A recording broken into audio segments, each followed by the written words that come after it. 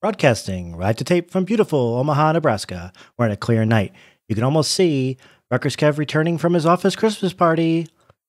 It's the RutgersKev Show. Kevin O'Keefe gets the win at Charlotte. Kevin O'Keefe is going to take his first win and only his third start in the series. Beautiful job for Kevin O'Keefe. Gonna troll me forever. Oh my gosh. Yeah, Sean, take a look at his on his feet there. Very appropriate today. Oh boy. I'm Matt Malone. I stream iRacing, but when I'm not racing, I'm listening to the RutgersKev Show with your host, RutgersKev. How does he have 38 viewers? It's time for the RutgersKev interview, where RutgersKev does an interview.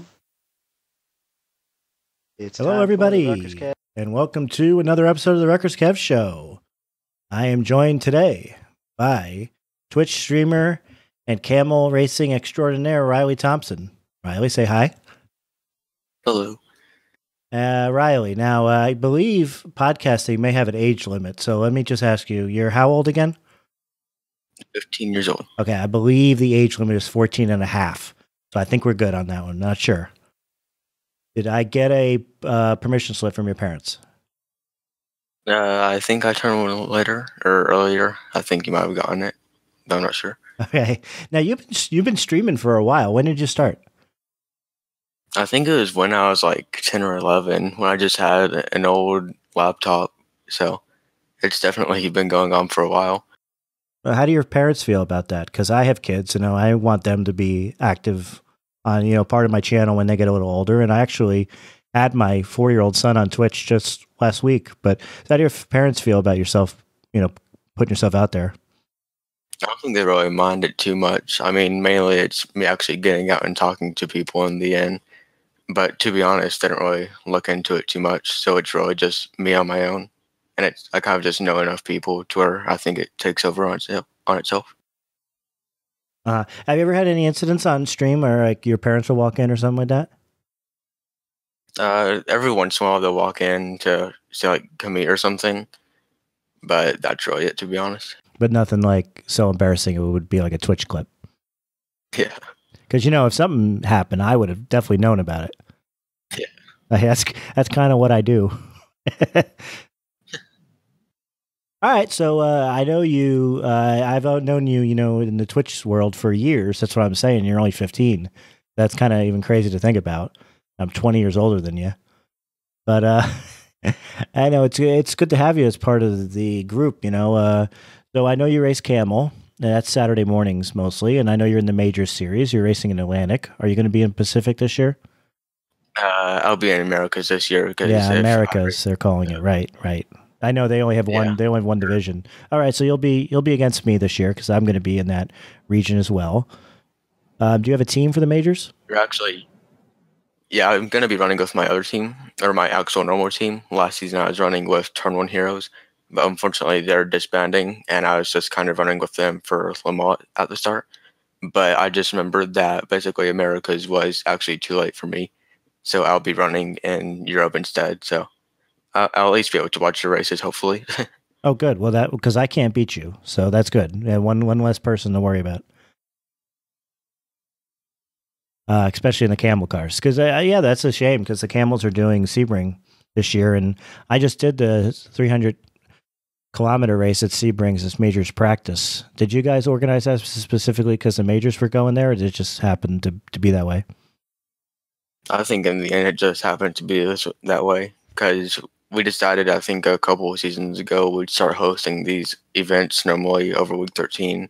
Since Iracing hadn't really been putting up the Road America 500, we decided to put that up at first. And then Phil and the Dirt Torque guys decided, along with the whole camel community, to just start putting endurance events up every week 13. And it just so happens that you guys chose Sebring, even though Majors was going there? Or it was did that influence the vote or anything? Yeah, it was decided long before the major schedule. So in the end, it happened to be like, oh, hey, if you guys want any practice, feel free to come on over. Yeah, because it definitely helped to raise the turnout. I mean, I was there, and Wayne Hutchinson, Richie, another guy in our team whose name escapes me right now. it definitely helped your grid size. I'm not sure if it helped you with your stress level. All right, well, there's a lot to get to. Now, again, the RutgersKev show is not a news show. If you want to get the iRacing news, again, I have to give a plug to the iRacing Lounge, the iRacers Lounge. They're a group of guys. They're mainly oval drivers, and honestly, a lot of the topics they come up, they're like, well, I've never done this, or I've never tested this, but they will give you all the news that's fit to print. So if you need to know everything that's going on in iRacing, I recommend the iRacers Lounge. But RutgersKev is more of an opinion show and an analysis show. So I'm going to pull up my monitor here. I made a playlist of all the preview videos, and as the videos plays, we're just going to talk about it really quick. Okay, so again, it's going to be wang, bang, bang, really, really quick. Okay. All right. So we're gonna start with the Chili Bowl. It just came out today. Are you a dirt racer, Riley? No, but I'll dip my toes into it every once in a while. Yeah, I've never raced dirt, and honestly, I don't really have much intention to, just because I have a torn rotator cuff, so I don't really want to crank the wheel that much. The idea of it hurts. But boy, I mean, iRacing is so smart. They come out with the Chili Bowl. They don't do it during week 13. If you look at the hosted right now, it's like all Chili Bowl. Yeah, it's just you load it up and all you see is Chili Bowl, Chili Bowl, Chili Bowl. Right, and that's There's kind of no getting away from it. Right, and you can't really run a public Chili Bowl session because you need to have a low number of cars. I think the actual race is only like 8 or 10 cars. Yeah. So if you were out there with like 30 cars, it just wouldn't work. Yeah, it's basically just a whole buffet with how many people want it too. You put up one session and it'll probably fill up immediately. I actually don't even know what the max grid is.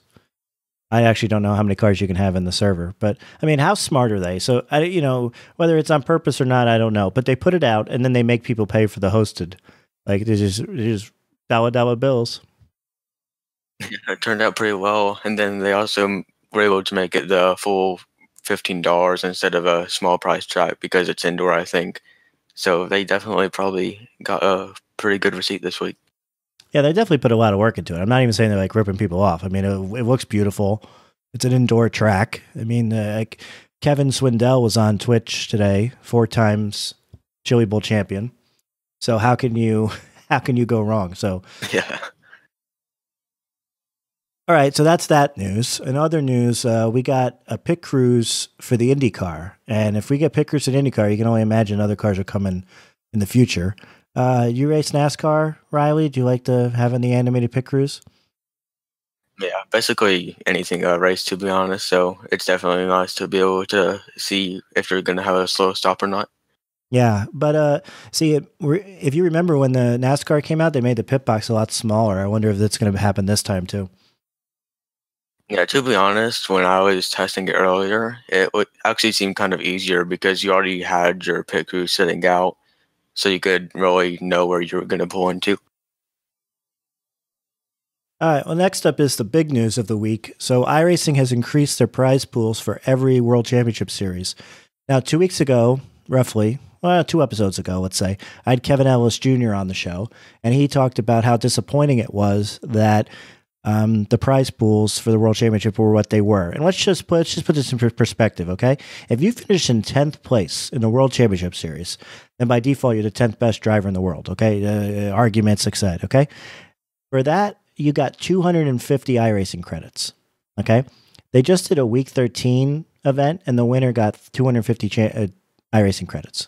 The winner of a Week 13 single race got the same amount of credits as 10th place in the World Championship. Like, it's just kind of insulting. So, but, hey, iRacing stepped up to the plate. NASCAR Series is now a $100,000 prize pool. The grand, I don't even know what they're calling it. The World Championship Road, a $100,000 prize pool sponsored by Porsche. And they increased the prize pool in dirt and endurance to $25,000 each, dirt road and dirt oval. So, hey, good on iRacing. They're really stepping their game up. Riley, you were in esports, but we'll talk about that next. So I won't even get your comment on that right now. So next up is a lot of day-night footage. And I tell you, when iRacing guess when iRacing does something, they do it right. I mean, it took forever to get day night, but it looks great. It's running pretty good on most systems, even though low end older systems are struggling. But it also seems like iRacing really loves to show off their new toy. It seems like every single series on the roadside at least starts or ends at sunset or sunrise. How you liking the day night, Riley? It's honestly drop dead gorgeous. Like, I tend to edit pictures when I'm not racing, and I've loved getting sunset shots. It's just amazing to be able to get that now.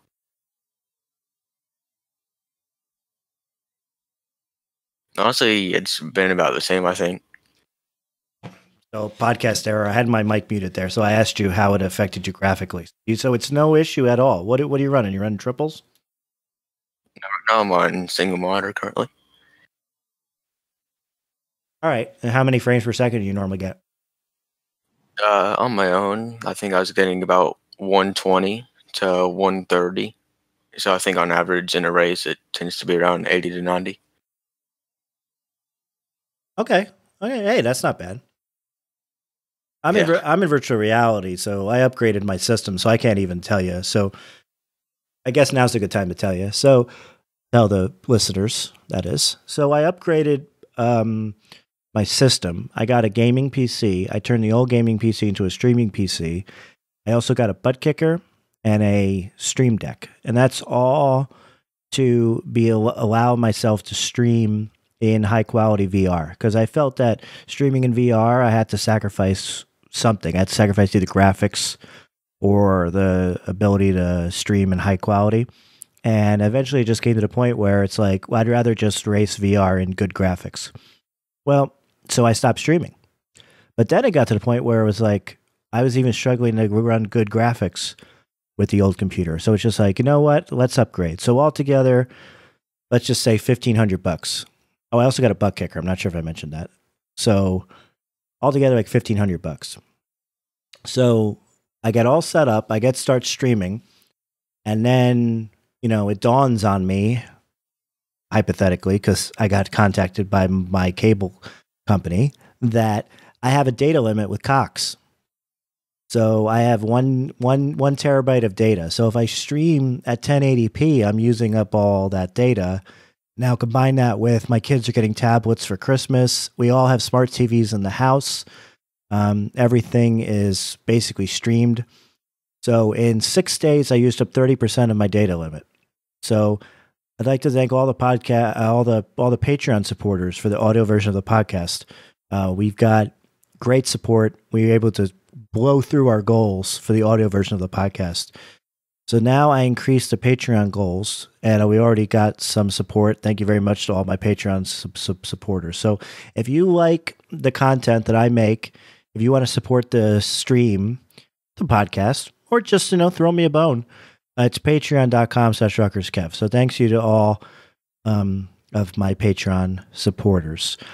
Also, I have one review on iTunes, and that's mostly because I'm not a shill. Not every single episode of the podcast starts with, hey, make sure you like and subscribe on iTunes. But now I'm saying it, God damn it. You like and subscribe. If you're listening to this, you like and subscribe and you leave a 5-star review, God damn it. All right, Riley, how are you? Pretty good. How about you? Oh, good. I'm just looking at this day-night footage. Oh, just beautiful day-night footage. Yeah, looking at these stars has me just drooling.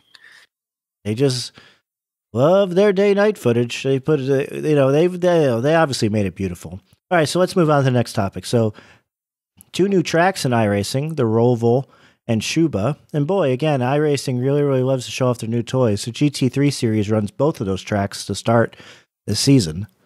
Let's start with the Roval, because that's the more, fun one, I guess. Have you driven the Roval?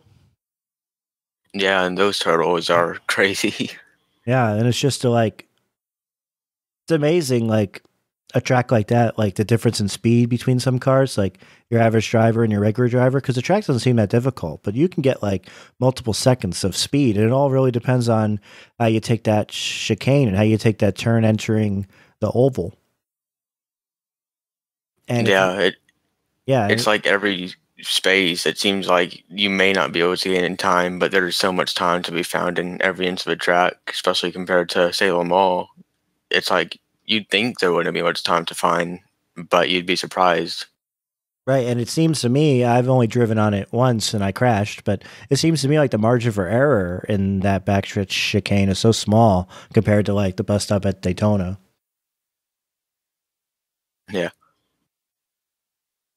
So it's a fun track, you know, it's got a, you know, but it just leads to carnage, and to have a series like GT3 there, I'm not sure if it's, you know, necessary or fun. It's probably going to be a drop week for me, and that's probably why I'm complaining about it, I guess, because I'm just not good there. Mm-hmm. But I guess, I mean, for like MX-5 or Skippies or stuff like a slower car, it seems like it would be a great track. But or, you know, obviously a stock car. The next track up there is Schuba. I'm not even sure if I'm saying that right. To Schuba, something like that. That's famous from the Gran Turismo series. It's the track that they use a lot when you're trying to get all the gold trophies or gold medals. I didn't even really recognize it until I actually drove on it, and then it's like, oh yeah, I know that corner because when I was doing GT, you know. So it's cool to get that track in iRacing. Now, I actually went to YouTube and tried to find actual races here, and I couldn't. I only found time trials. How you liking that? Or do you have any experience with it in other sims? I think, honestly, kind of GT before my time went away, so I don't really have any experience with it. But from it seems like a pretty fun little track. From a racing perspective, it's like nearly impossible to pass without a giant bomb. But I actually really, really like it. Now, of course, you know, I did finish third when I was running it, so maybe again that clouds my judgment. But excuse me. So you know, but I think it actually flows pretty well. I only ran the 200K layout, but I think it actually is a pretty neat track. Yeah, I haven't really run it too much, but from the trying to get some pictures around it definitely seems to have a nice flow. Right now, iRacing also got. Oh, by the way, the Roval and Schuba are free. If you're listening to this, I assume you're a member of iRacing. But if you're not, hey, those are free tracks. Go try them. They also got 2 new cars, the Formula 3 and the Formula 3.5. Did you get a chance to drive those? Yeah, I tend to like the 3.5 more, to be honest. I feel like the Formula 3, it just isn't as lively, to be honest. Now, I haven't driven them. So what do you mean by lively? Because it's faster? Yeah, in a way, it just, with all the extra downforce, it feels like you can put it in way more places and it'll actually go there compared to the Formula 3. Wait, so so it handles better? Yeah. Well, maybe that's because it's a more advanced car. Yeah, I'd say so. But if everyone in the F3 is in the same boat, kind of, I don't know, it's kind of all equals out, right? They're kind of both neat in their own ways, I think. Now, I know you were in first place in the F1 car in the Major Series, Kappa. So, so I'm not going to tell the whole story. You can look it up yourself, people. But so you've got, you know, some sort of speed in the open wheelers, right? So how much open wheel drive do you do? Honestly, not too much. Mm-hmm. Yeah, I mean, in VR, open wheel is the way to go. That's why I like doing the HPD. But I haven't driven much of the open wheelers myself. I mean, that's a shame by me, but I just like heavy cars. So that's what, I mean, I'm used to be a NASCAR driver. I just like GT cars. So I just, you know, I like my car to be nice and heavy, and if you kind of throw it into the corner as opposed to a Nest type car. Like even the HPD I have trouble with in terms of getting up to speed because it's, I don't know, it's just kind of the way I am. But I'm not opposed to it. I just haven't got around to doing it. Yeah, like here I am in my Audi that I always drive in Camel. So it's like whenever I step into Formula cars, it's kind of weird not being able to throw it around into corners as much, like you said. So what, other than Camel, do you race any other series like during the week? I may practice like whatever I think is an interesting combo, Oh, but just overall, practice. I don't really. Yeah. What about any leagues or anything? Besides majors and maybe one or two NASCAR leagues every so often, I don't really do many. Well, I'm an Autobot on Monday nights. Yeah, have you heard about that? No, I have not. Is your Monday nights free? Nope. Okay. Well, I was going to give you a plug for Autobot because it's basically the Le Mans series, but in a league. So they run 60 to 90-minute races in the Le Mans series cars. Pretty cool. No, yeah, I think I recognize them a little bit now. Seeing them on GSRC, they don't seem too bad. Oh, you've seen the races on GSRC. Yeah. That's pretty cool. Yeah, it was nice. I think, have they run any day-night races? I forget there was one. It was nice to see. But just But, this week yeah, we I did think- Monza, and it was at basically sunset. Mhm. That was But cool. I think I've seen a few races of it, and it seems pretty fun. Okay, well, let's talk about esports. So, because we kind of skipped over that. So, you're under the age of 16, as we just established. So, there was a league, I guess you would call it, basically like a road to pro, but it was for ages 16 under, right? Yeah, just 13 through 16. Yeah, and what was it called? The NASCAR Ignite Series. Yeah, so the NASCAR Ignite Series. So this was something run by NASCAR, right? Yeah. And what did you have to do to qualify for it? In general, it was the same as most other pro series. You just ran a normal pro series, or not really pro series, but a series that was open to everyone, and top 50 in the points ended up making it to the playoffs.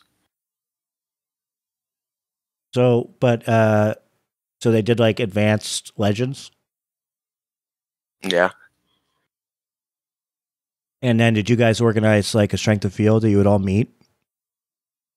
Not really, no. I think there were like 4 time slots, so it was relatively easy to find the SOF. Oh, they scheduled just 4 time slots for the whole week. Yeah. Oh, see, okay. So when you say like a regular, so part of the controversy this week is the Porsche, how you make it to the World Championship Series. They're just running it an open pro in the Porsche Cup. So they're just going to run every 2 hours, 30-minute races, and whoever has the most points wins. So I actually thought that's what they were doing until you convinced me otherwise. Yeah. In the end, I definitely like how it was kind of with how they decided it in Ignite more than how they are doing it in Porsche. Because there's been past series where there's no prize for the championship, but you'll have people trying to rig SOS, trying to get the most points. Yeah, that happened in IndyCar. People were rigging. Yeah. People were all showing up at like 2 o'clock in the morning so they could get a high strength of field. Yeah. I mean, that was with no prize money or anything, just so they could be at the top of the EP leader. I mean, when you have $100,000 on the line, things are going to happen. And when you have the prize at the end of the iRacing Ignite series, things are going to happen. That's just the way it is. Yeah, that whole time, for the actual regular season, it wasn't too bad. But once it actually got to the playoffs and that $10,000 really got in sight, you could definitely tell everyone was getting a little bit more erratic in their driving. Right, and that's just, I mean, heck, that's going to happen when you don't pay for damage for your car. You don't have to pay for insurance. You don't have to pay for the helmet. You don't have to pay for the racing suit. You got nothing to lose. Yeah, and then when it's only basically a 4-race schedule, I think it was, for the actual playoffs before the finals, it's definitely, I think I only had to make it into a feature 1 to make it in, basically. So basically, as long as you made it into a feature, with how hard it was to pass in the cars, you would basically do anything you can to try and get by the guy in front to make it into that feature. And I expect that to happen, in the Porsche as well. I mean, if there's absolutely no consequences, no driving standards, you're going to see some strength of field rigging. You're going to see some, aggressive moves, let's say, because, the ultimate goal is to make the World Championship Series. And that was a $100,000 prize pool. I think everybody in the series is now guaranteed, 100 credits or something? Yeah. And you're with Porsche. So, you've got eyes on you now, real eyes. So it'll be interesting what would happen. Like, Sebastian Job raced in the round one of the DWC and then quit because he's like, well, why am I going to run the DWC? I hate this car. And then he also was racing Formula Ford. I was like, I'm going to devote in real life. So he's like, well, I'm going to miss some weeks anyway. So what's the point? But heck, now there's $100,000 on the line. So even though him and Freddie may even win the championship in the endurance series, that prize pool is $25,000. So it'd be interesting to see who steps up in the Porsche and tries to make it. When money talks, basically. Yeah, for sure. And I mean, so it's kind of disappointing how they're running it. So I know that you had some issues with how they ran the Ignite Series, right? Yeah. So let's just give the background, okay? So the Iracing Ignite Series was for ages 13 to 16, and you raced the Legends cars. Do I have that right? Yeah, Legends cars at basically all of their Legends tracks. Okay, and they had a 4-week qualifying series, you were saying? So at first it was 8-week regular season that was open to everyone who was rookie licensed. And then the top 50 from that went into the 4-race playoffs. And then top 30 from that, which you basically just had to make it into the future once they ended up going to Martinsville. And if you were able to win that, you'll be able to get that $10,000 scholarship along with a ton of more stuff. Oh, so it's just a one race, winner take all kind of thing. Yeah. So in the end, it was definitely interesting to watch. All right. So once you reached the final 50, did you have to sign any paperwork? Yeah, we had to sign a little bit just to confirm we were in the age range, but that was really it, to be honest. And then once you reached the final race, was there any additional paperwork? They said there was a chance we would have had to send a video in explaining why we would have been a good candidate for NASCAR, but in the end, we didn't really have to do anything extra. Mm-hmm. So was there really 20 people that didn't make any of the features? Yeah, basically. Jeez. Because I remember I started up towards the front in my heat, so I made it into a feature every time but once. And mostly in the features, I probably finished around 10th, and I still came 10th in points. Huh. So did they run Oxford Plains? Please say no. No. Thank you. I talk about the worst track in the system. Yeah. So what did they run? What was the 4 races? In general, they actually didn't really run any actual Legends tracks, which is what They didn't do the Charlotte Legend tracks? Yeah, they did Charlotte only in the regular season for the first week. Huh. Closest they really actually got to a Legends track was the actual road course we had. So the schedule there was kind of a letdown, especially in terms of racing with how they were all kind of one line. Right. And you just kind of touched on what was wrong with the Dirt Pro World Championship this year. They all just run one line. So it just causes a lot of accidents. So did you guys have cautions? No, we didn't have any cautions. Yeah, see, I thought, I didn't get to watch any of the Ignite broadcasts. I do make it a point to try to watch as many broadcasts as I can, but Ignite just came and went so fast, I didn't really get into it. So was there any times where you'd be near the front and you'd have to Days of Thunder through a wreck from all the back markers? To be honest, I think the races were short enough that we didn't really have to deal with back markers. So in the end, at least it wasn't bad on that front. But there wasn't like any kind of crashed out back markers or anything? No, I think the one time there was like one that wrecked, I think they just pulled off immediately, so it wasn't too bad. So how long were the races? The features? Features like only 30 laps, I think, so they went by like as soon as you blinked. And I understand, like that's what they do in real life because I mean these cars are not built to run 500 miles. But it just, you know, it is how it is. I guess it's realistic, but it also, I don't know, it kind of promotes the best hot lapper. Yeah, because at that point, it's like your tires don't wear. You don't have to worry about fuel. And then with there being no cautions, it was just make sure you can stay in the front if you aren't in there already. And once you get there, just stay there. So I would imagine, so was there any kind of live stewarding at all? Like if you're in the heat, how many cars make the feature? I think it was like 16 that made the feature, but we even got an email from one of the Iracing staff members.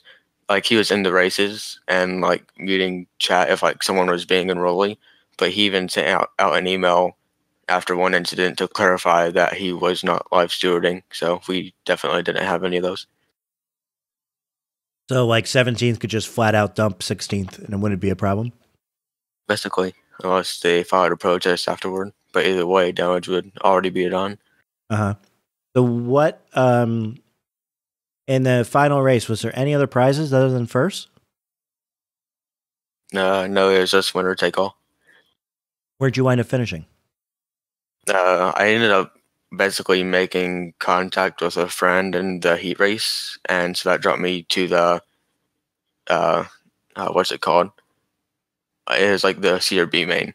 So ended up getting caught up in something in that as well, so wasn't able to make it into the feature. But overall, with my pace, I think I would have been able to finish top 5 easily. So. Uh-huh. So if you could do it differently next year, what would you suggest that they do? Probably just use different cars in general.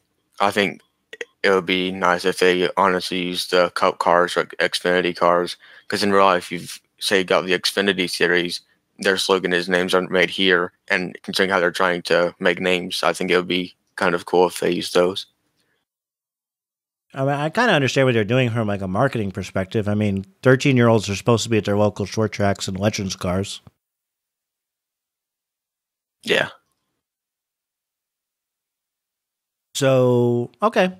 Well, so how did you, like, this is kind of what Kevin Ellis Jr. was talking about a couple weeks ago. It's like, so how much work did you put into like practicing and stuff for these races? I think in the end, it was about probably 4 to 5 hours per race, I think. And then I probably stepped it out up to about 6 for the road course and the final race. So you're over there like putting all these hours in, and then at the end of it, you get, you know, even if you finish second, you would just get like, you know, not even a pat on the back. So at the end of it, are you like discouraged? Would you like not want to go for like road world championship if you're fast enough? I think in the end, the prizes were big enough, and I feel like in my position, considering how I felt like I had the pace, I kind of feel like I would be in a good position next year. But I think, let's say if you're in the back, because I feel like one good thing in this kind of generation of racers is if you even look on the forums, it looks like they won't give up. So I think it definitely won't really hurt too much if they finish bad this year.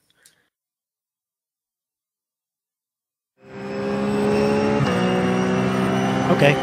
So, has there been any discussion at all with you as to what you're going to do, or what if Ignite's even coming back?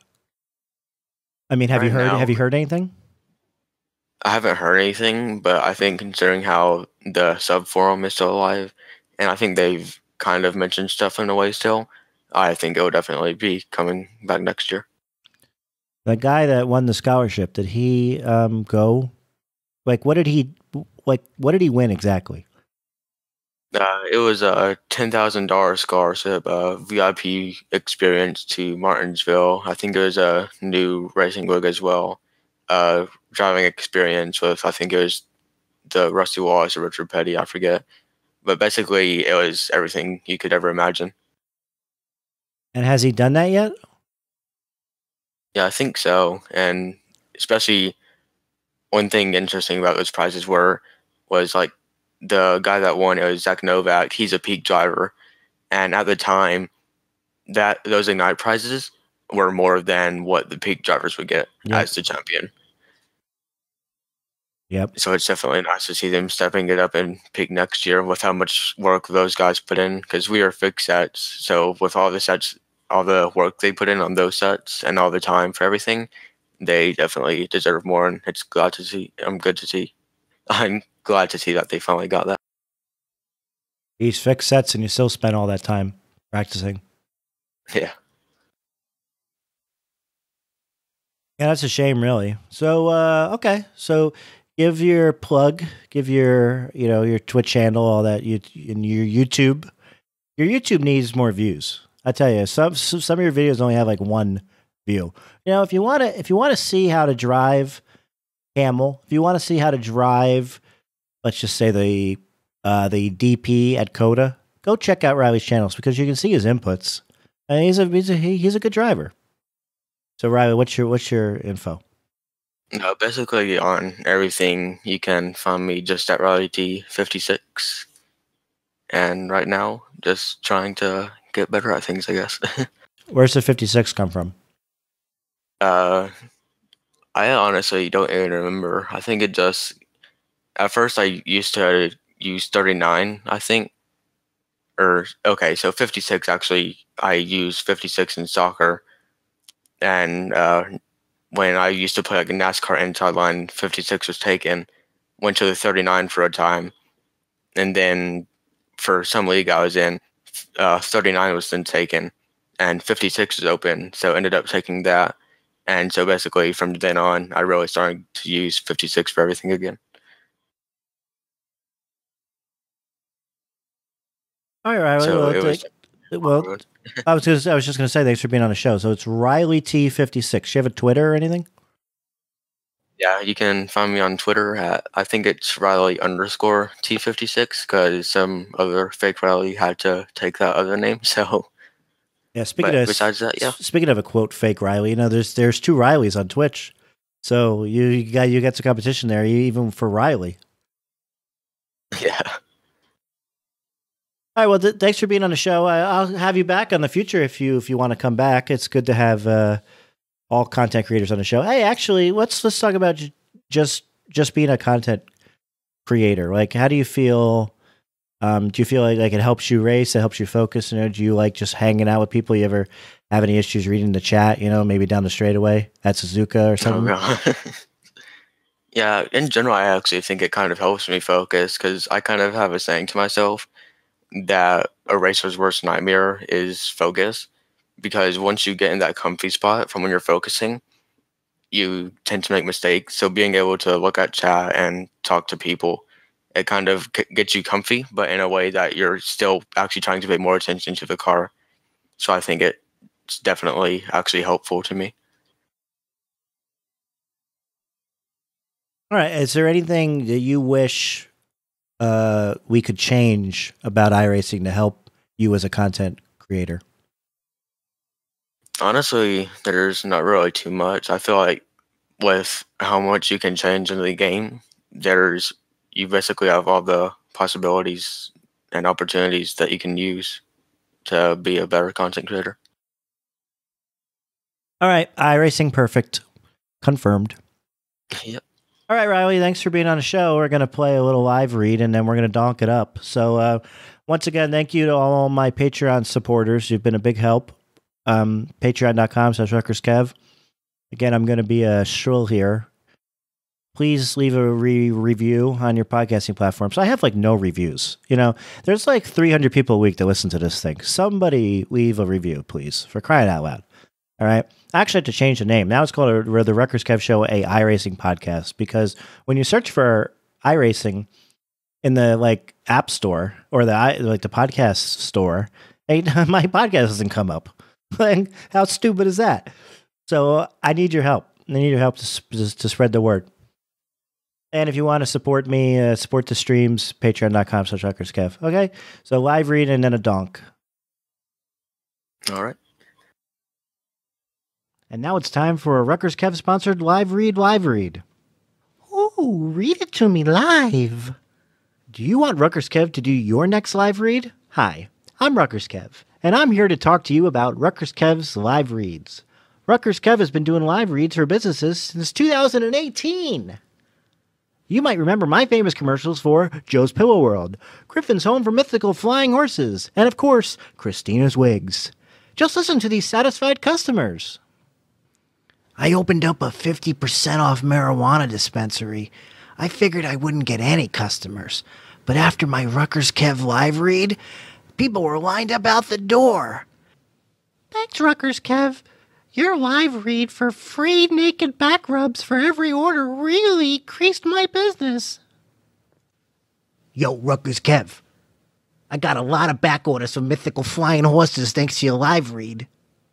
Let RutgersKev do a live read for your business. To contact him for business inquiries, email rutgerskevshow@gmail.com. This has been a RutgersKev live read sponsored by RutgersKev. RutgersKev live reads. I hope you sponsor his show. Please sponsor. That's the end of my show. Donk.